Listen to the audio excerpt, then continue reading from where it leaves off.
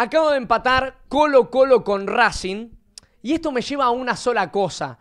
Qué mala costumbre el hablar antes de tiempo. Qué mala costumbre que identifica perfectamente al Rey Arturo Vidal. En la previa del partido había dicho que su gol favorito era el que le iba a convertir a Racing. Había dicho, dirigido a los hinchas del Colo-Colo, le había manifestado a sus hinchas que estén tranquilos porque iban a ver al verdadero Colo-Colo. No solo que no cumplió Arturo Vidal, sino que además salió antes de tiempo, antes de que termine el partido, y luego de su salida se produce el empate de Racing. Es decir, no se quedó para poder aguantar la victoria que el cacique había conseguido de manera parcial. Y no es la primera vez que habla de más, porque si recordarán, dijo que iba a llevar a Chile al Mundial y sus hijos durmieron durante más de una década. En la previa del partido del 8-2 entre Bayern y Barcelona, había dicho que el Bayern Múnich iba a enfrentar a un equipo de verdad, al equipo más grande del mundo y no a otro equipito de la Bundesliga. Se terminó comiendo 8. Habló además contra River y terminó pasando un papelón. Además de quedar eliminado, terminó pasando un papelón ante Franco Armani. Además de que también habló de los futbolistas que tenía River y se olvidó que entre ellos hay campeones del mundo. No solamente jugaron mundiales, sino además lograron levantar la Copa del Mundo. Hoy habló contra Racing y vuelve a quedar en el ojo de la tormenta. ¿Y cómo no?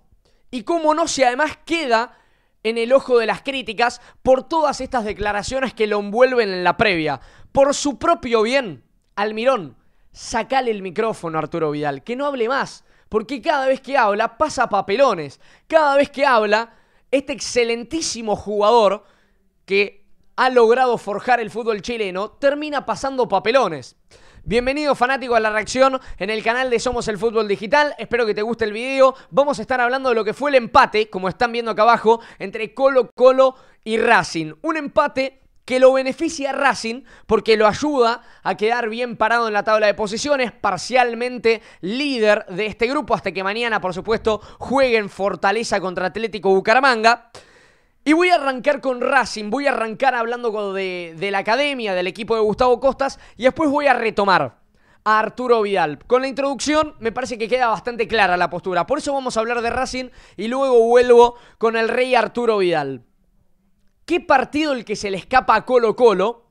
¿Y qué empate el que saca a Racing? Porque es un empate de candidato, es un empate de un aspirante a campeón, porque Racing no jugó a nada, absolutamente a nada, jugó mal durante los 90 minutos, regaló el primer tiempo con actuaciones deplorables de sus protagonistas y sin embargo, con coraje, garra, a la Racing de Gustavo Costas, con el sello de Gustavo Costas, termina sacando un empate en un partido que tenía todo perdido, en donde incluso podrían haberle incrementado la desventaja que tenía en Chile. Y ahí es donde está la cuestión. Podrían incluso haberle incrementado la desventaja que tenía en Chile. Estamos hablando de un equipo que se mantiene invicto en Copa Libertadores y Sudamericana contra equipos chilenos y que además en su 11º partido contra equipos de ese país termina rescatando un nuevo empate en suelo trasandino. Son 2 empates en toda la historia y el resto repleto de victorias para los académicos. Los enfrentaron en la Copa Libertadores en 7 ocasiones con esta y no perdió nunca. Racing está invicto ante los equipos chilenos y hoy volvió a dar una muestra del coraje y de la identidad que tiene la academia, de ese sello que identifica al fútbol de la academia, que además lo conducen hoy a ser el argentino más o mejor candidateado, iba a decir el argentino con más chances de ganarla, pero yo creo que es el argentino mejor candidateado a ganar la Copa Libertadores. La cuestión es que estamos hablando del campeón de la Copa Sudamericana, del que derrotó al campeón de la Libertadores, a Botafogo en la Recopa. Estamos hablando de un Racing que si bien tiene varios aspectos positivos, a su vez necesita reforzarse. Y el mercado de pases, tanto el de principio como el de mitad de temporada, siempre son claves para los equipos candidatos y para los equipos que después terminan alzando un título. Y para Racing, el mercado de pases que va a tener a mitad de año, en el que no va a jugar en el Mundial de Clubes y tiene la chance de rearmarse, de reorganizarse y de reencauzar esta misión denominada Hazaña Copa Libertadores, tiene, dentro de todo ese contexto, la chance de ir a buscar nuevos jugadores para nutrir este plantel. Un plantel que hoy no tuvo a Nardoni y a Zuculini y la pasó muy mal en la mitad de la cancha. De hecho, el partido lo termina empatando cuando ya no había mitad de cancha, cuando estaba todo roto, cuando había un ida y vuelta constante. Hoy no hubo mérito de dominar al rival, de avasallarlo en la mitad como lo suele hacer cuando está Nardoni. Tuvo que reinventarse, buscar otros recursos y a Costas le salieron redondos los cambios. A Costas le terminan saliendo redondos los cambios porque lo mete a Adrián Balboa, lo mete a Reco y Balboa, termina participando en la jugada del gol, aguanta la pelota, descarga con Maravilla, casi sin querer, de manera inconsciente. Maravilla de manera inconsciente le da la asistencia a Barrios y Barrios termina concretando el empate.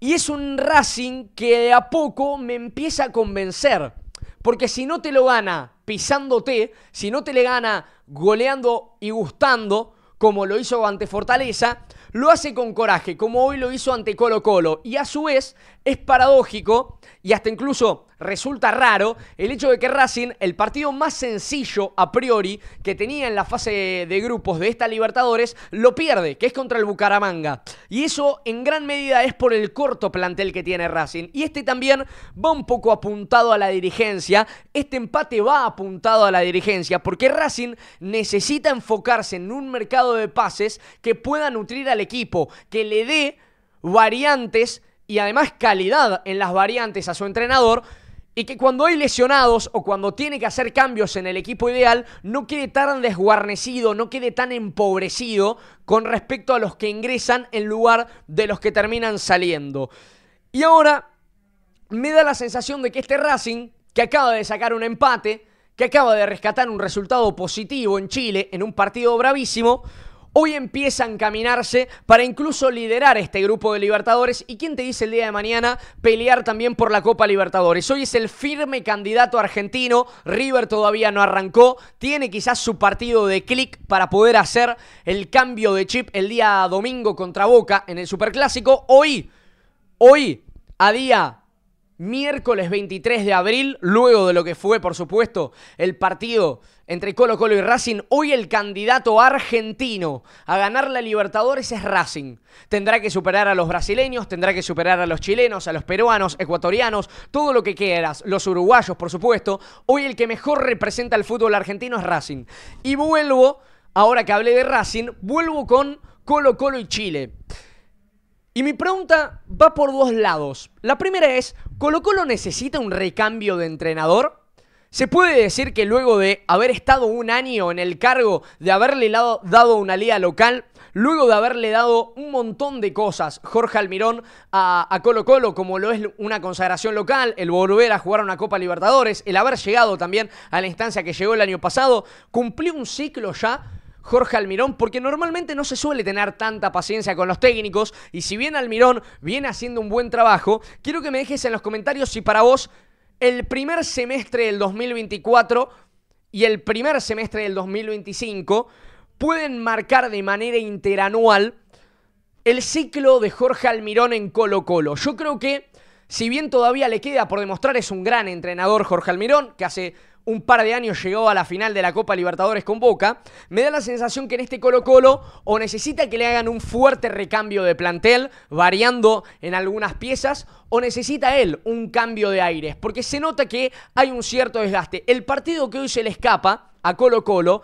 no es simplemente por el empuje de Racing, tiene que ver también con un Colo-Colo muy debilitado, porque fue bueno el planteo de Almirón, y eso no lo podemos discutir. Fue muy bueno el planteo de Almirón, pero se le escapan los 3 puntos a él. Se le escapan los 3 puntos al propio entrenador. Mientras Costas logró despertar a su equipo con las modificaciones, Almirón anestesió a Colo-Colo, que había hecho un primer tiempo bárbaro y que después le quedó muy largo el partido, porque el gol de Cepeda había sido a los 10 minutos y el empate termina llegando más o menos a los 87, 86, 87. Estamos hablando de que hubo más de una hora en la que Colo-Colo tuvo que aguantar el resultado. En el primer tiempo podría haber duplicado la ventaja, en el segundo tuvo que aguantar el vendaval, que en algún punto el mazo terminó barajando otra vez las cartas, la casa construida con cartas se terminó cayendo después de tantas veces que sopló este Racing de Avellaneda. Bueno, esto ha sido la reacción del día de hoy. Espero que me dejes fanático en los comentarios. ¿Qué opinás? Primero de Colo Colo y de Arturo Vidal. Si crees que esta provocación,